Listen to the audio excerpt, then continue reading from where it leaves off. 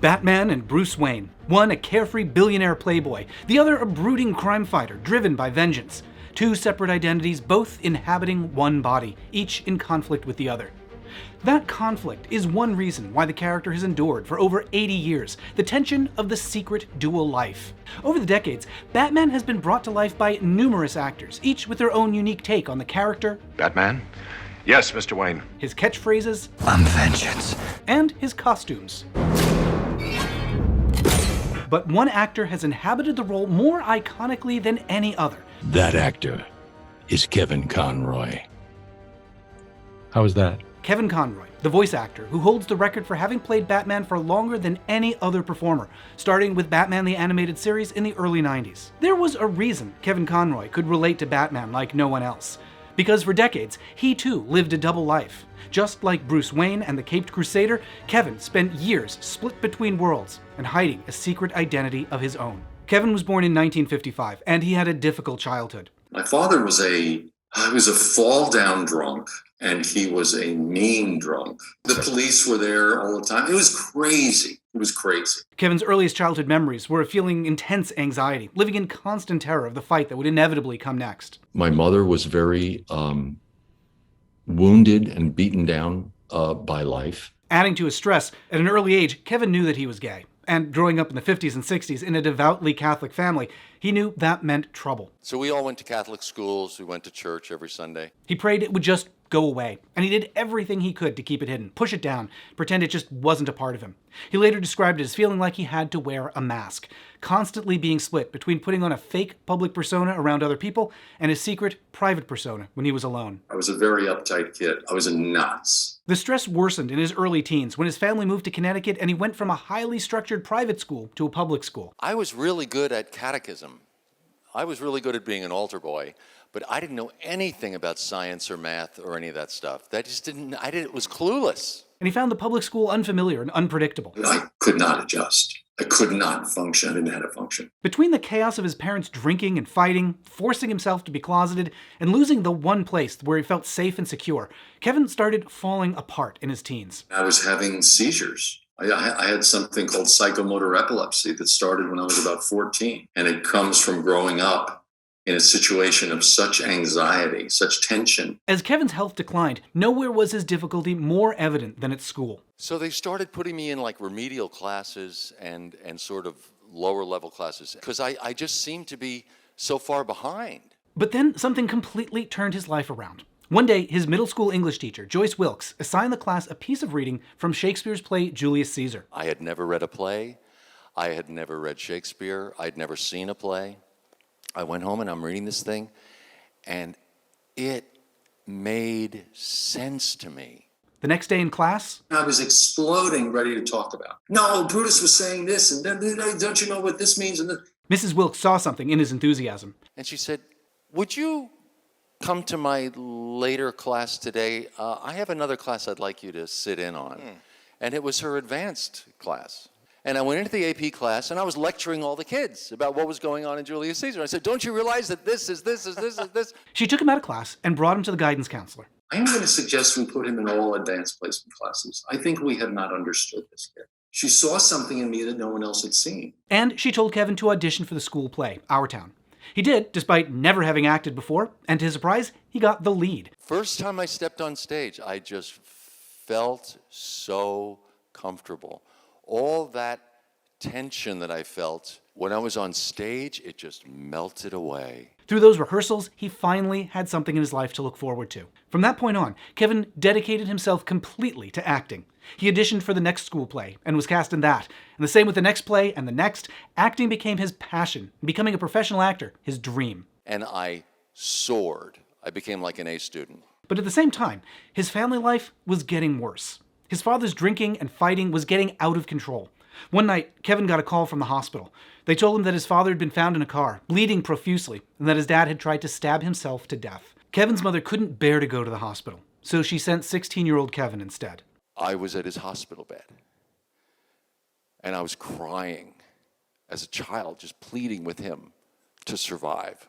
His father was hospitalized for a while, and when he returned home, Kevin's mother packed up and moved out. It was then that Kevin realized he couldn't count on either of his parents. He was on his own. Kevin knew he couldn't stay in that house. He had one more year of high school left, and he took charge of his life. First, he moved in with a friend's family, who welcomed him and gave him the stability that he needed to finish his education, while still focusing on studying drama and acting in plays. And second, he started looking for a way to become an actor after graduating. He looked at various colleges, though he had no idea how he'd pay for them, since it was clear his parents wouldn't contribute anything. On a long shot, he took a trip to New York to audition for Juilliard, one of the most prestigious performing arts schools in the country. He performed a scene from Romeo and Juliet on the main stage, and when he was done, a voice called out from the back of the theater. Well, Mr. Conroy, we're clearly very interested in having you come to Juilliard. It was John Houseman, the founder of the school's drama division. Houseman had watched the audition and liked what he saw, but he also noticed that Kevin had requested financial aid, which was unusual for a kid from a typically wealthy Connecticut suburb. He asked, "How is it a young man from Westport needs financing?" And Kevin answered, "I don't have a family that will support me." Houseman invited Kevin to come up and speak to a financial aid officer. And when they were done, they awarded him a full scholarship. It was the opportunity that he had been dreaming of, finally able to pursue his dreams and get away from his father for good. Or so he thought at the time. Kevin dove into his studies at Juilliard, studying directly under Houseman's tutelage alongside future stars like Christine Baranski, Kelsey Grammer, Val Kilmer, another future Batman. He nearly lived with fellow student Christopher Reeve, the future Superman, but Kevin's finances were tight and he couldn't afford the rent. So instead, he moved into a shared room with another broke classmate, Robin Williams, and the two became close friends. Even among those soon-to-be stars, Kevin stood out as a talent to watch. He focused his studies on classic drama, studying plays by Shakespeare, T.S. Eliot, and Brecht, and he put a particular emphasis on portraying tragic heroes, something that would be particularly useful later in his career.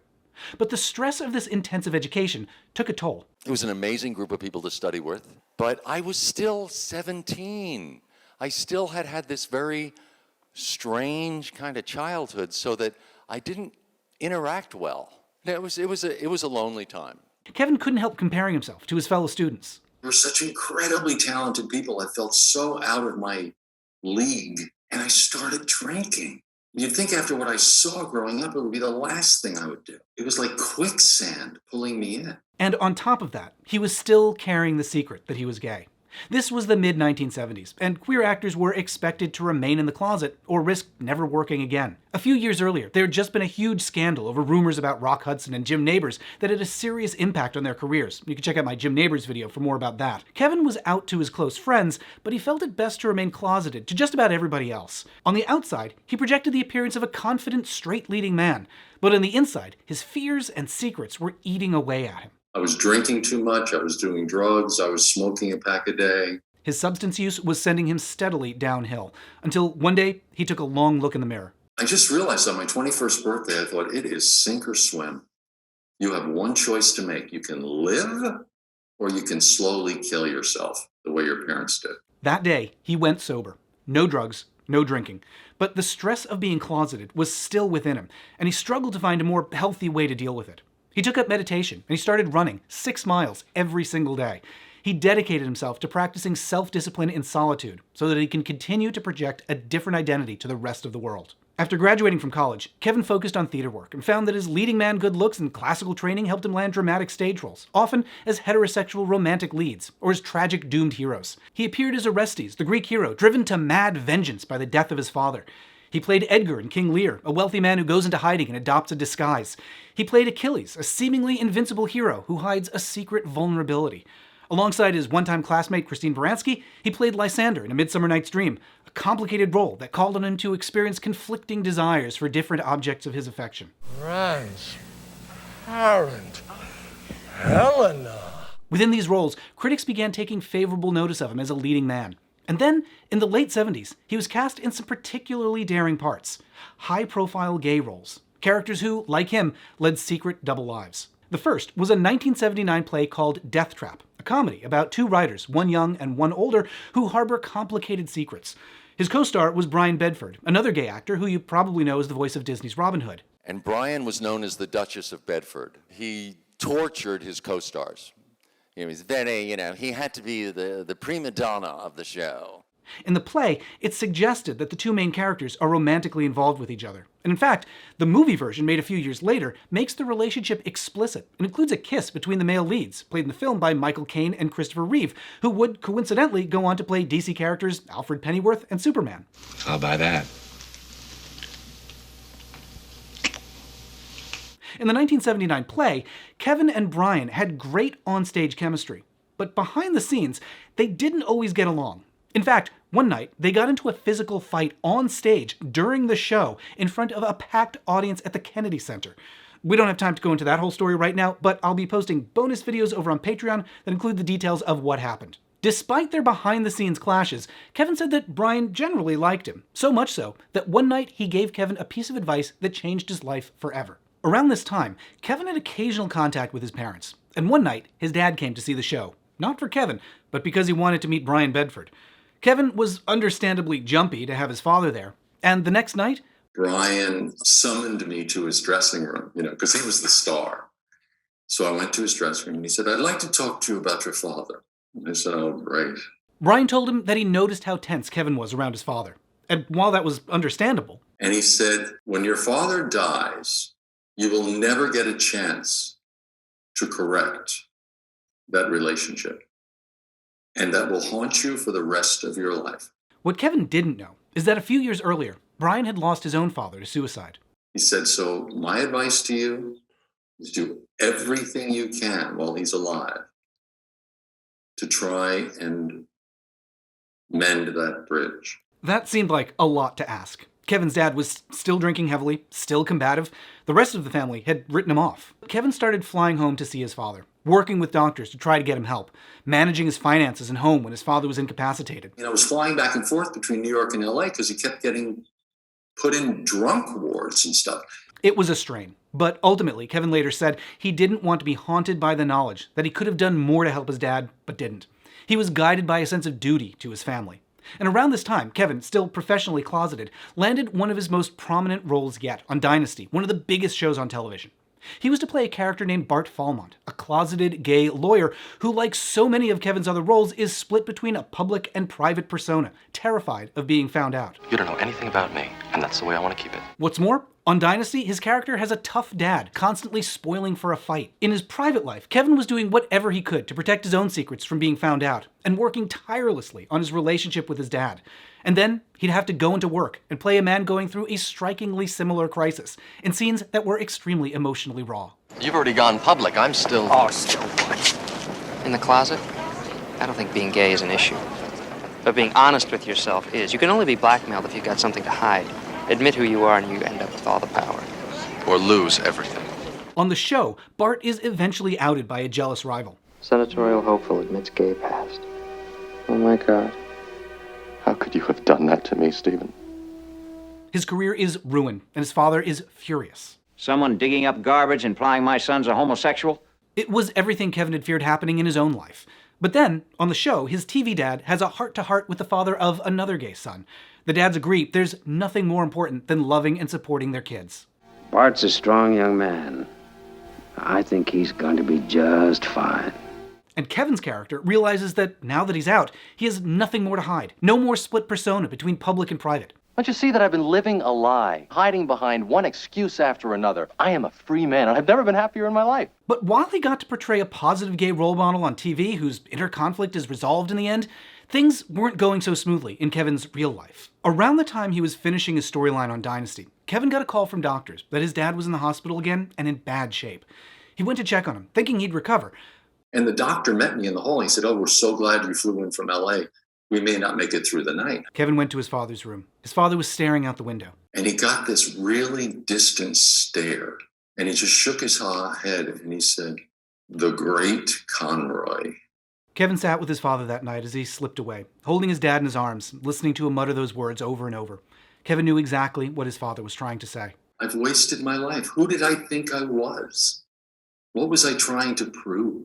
Kevin resolved that night that he didn't want to live as his father had, wasting his life, leaving little behind.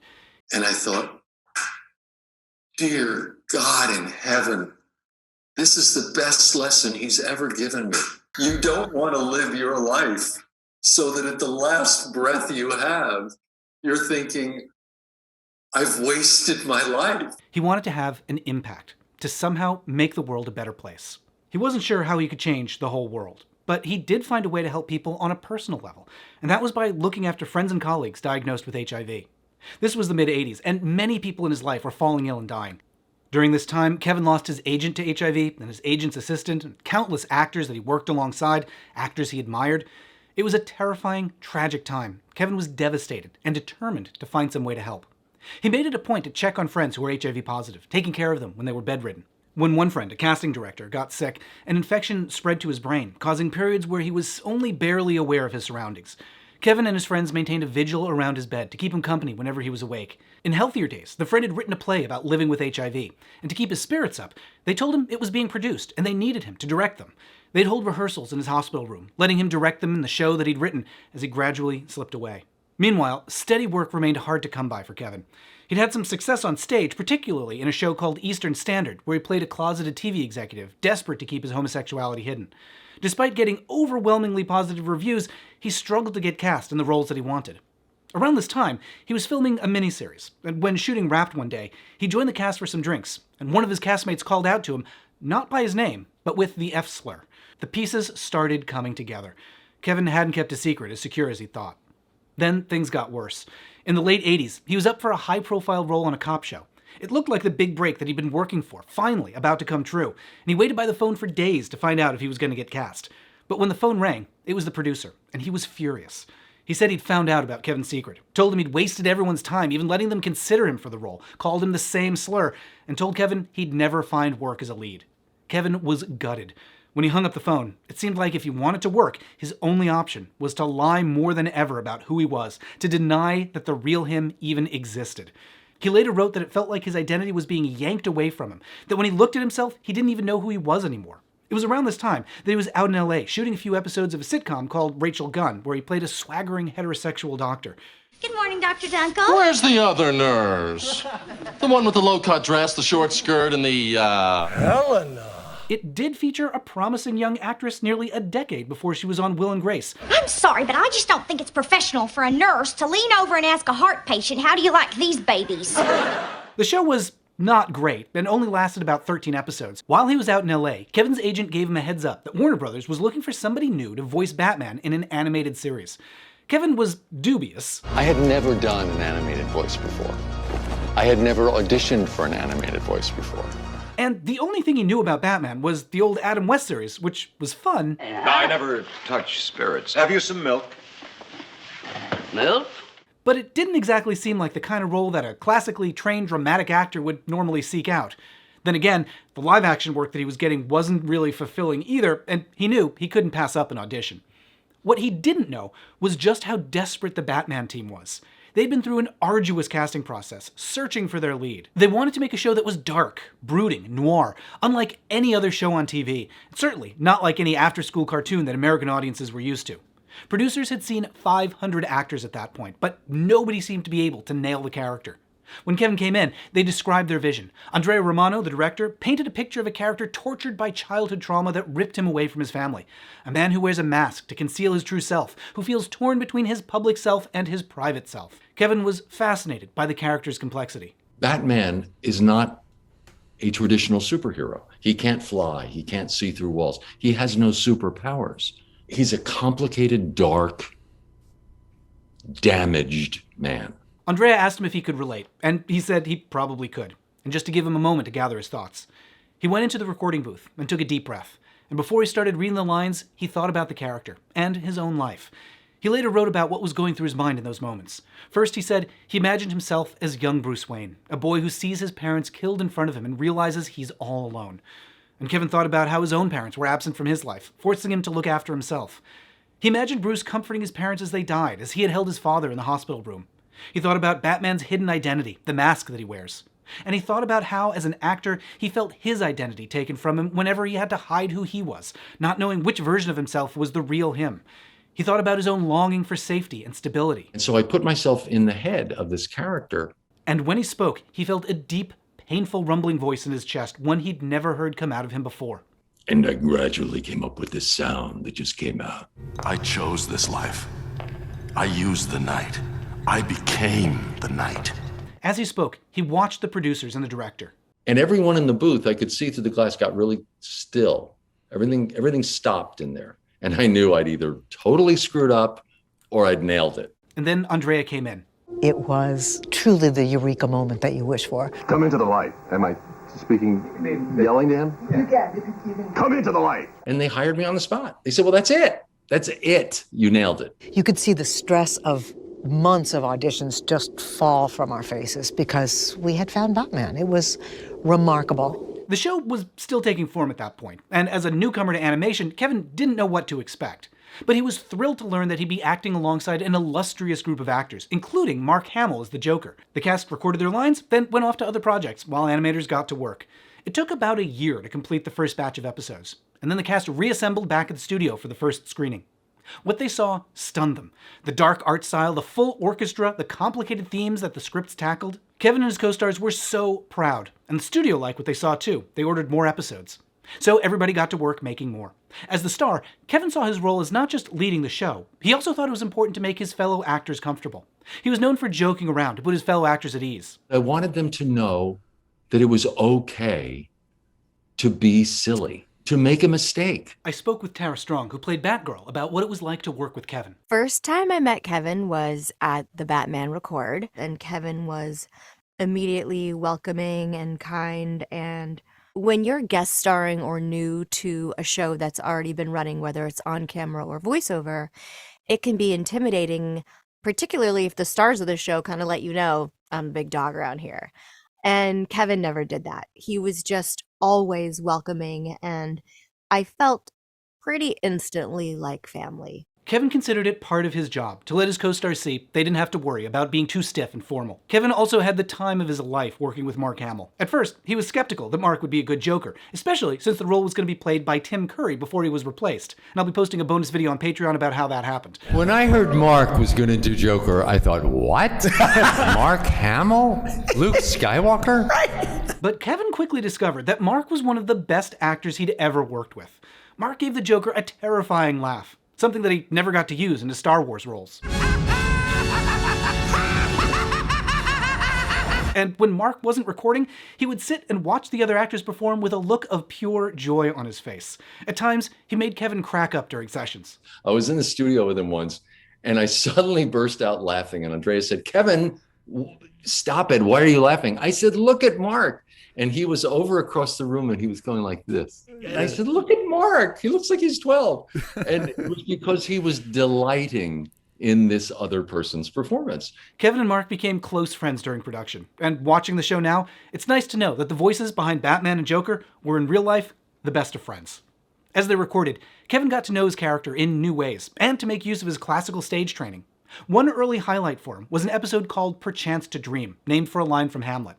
In the episode, the Mad Hatter captures Batman and forces him into a dream machine. Huh? What the? There, Bruce sees a vision of his life that he'd always dreamed of, one where his parents were never killed, and somebody else became Batman.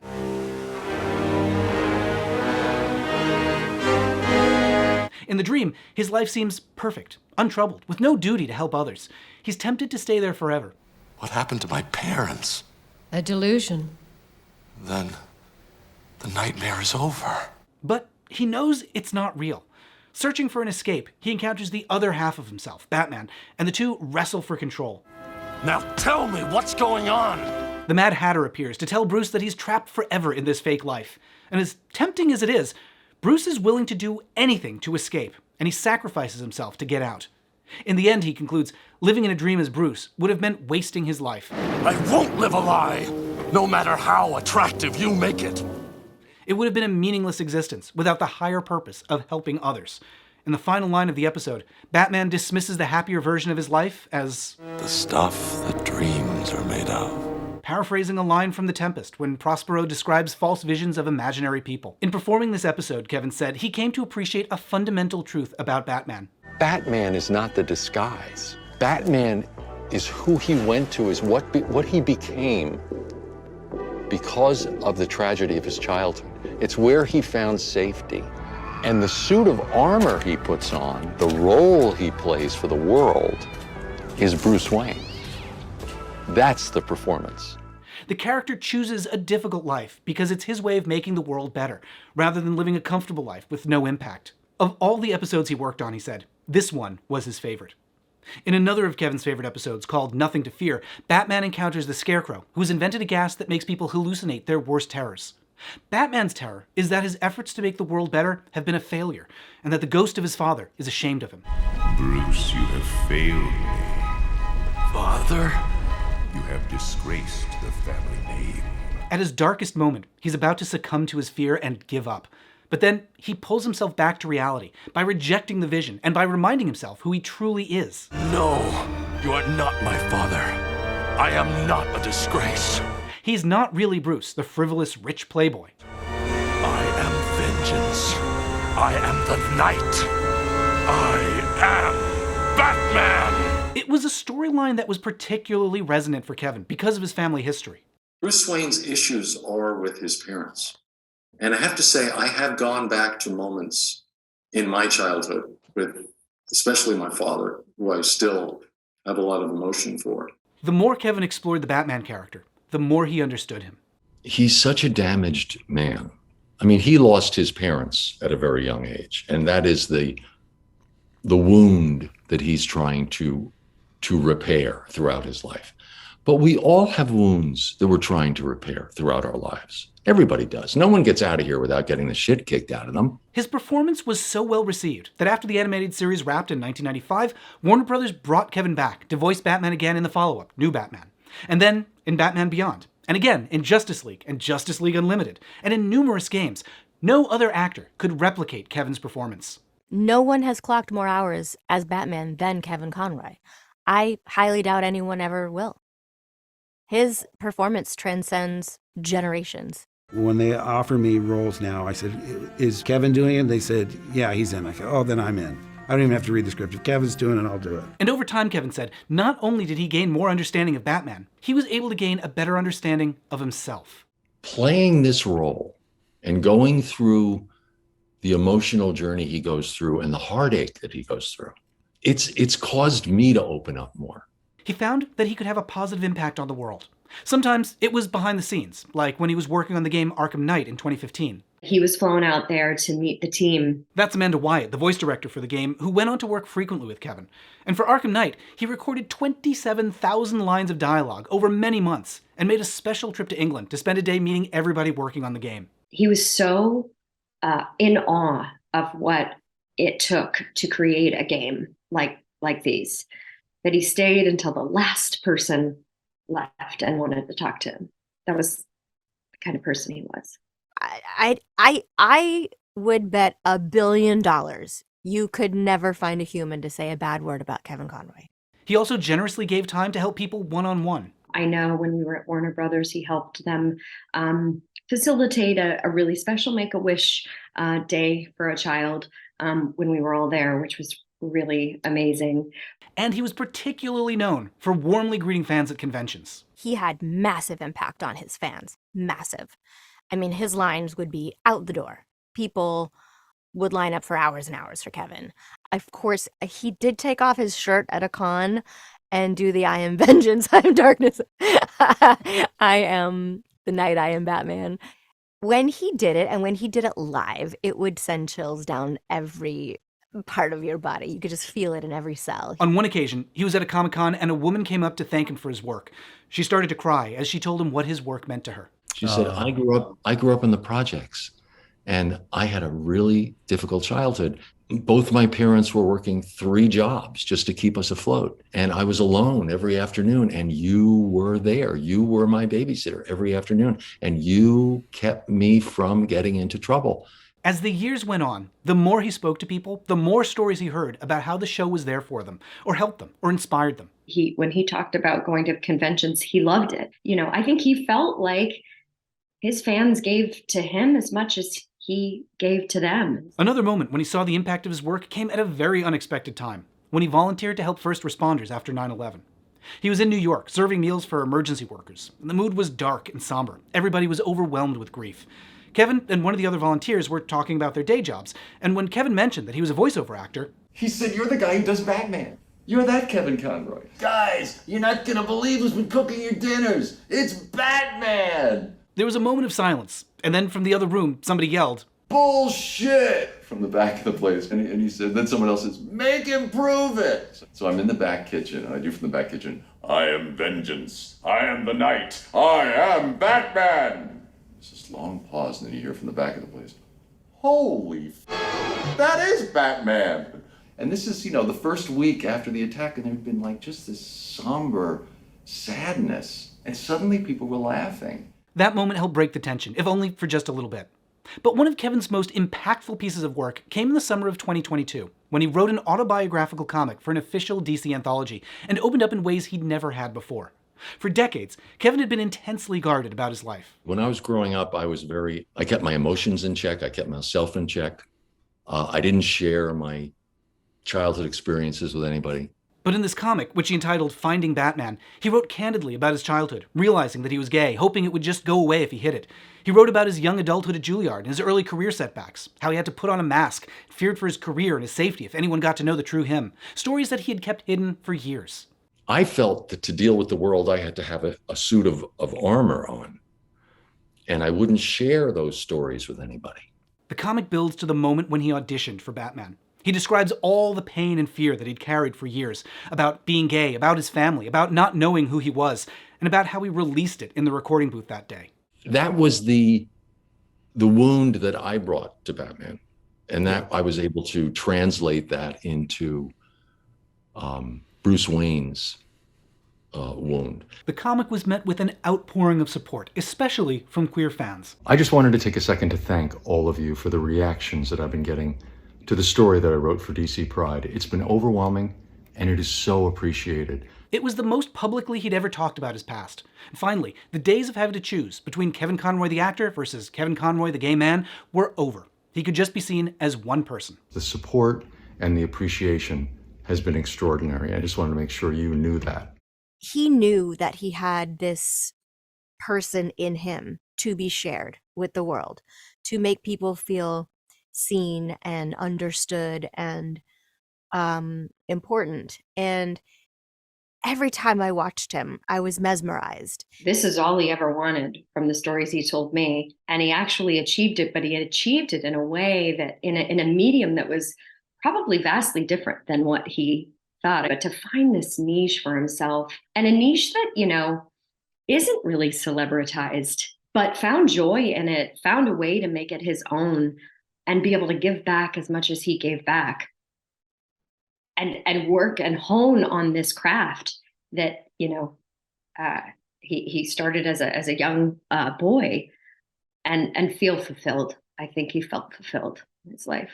Just a few months after the anthology was published, Kevin passed away after a short battle with cancer. He left behind countless fans, family, and friends whose lives he touched. I don't think people will ever forget him. That the most successful, most powerful, most believable Batman voice was a gay guy. Heck yes. It's fantastic. He did some amazing trailblazing. There's many other Batmans out there, but when I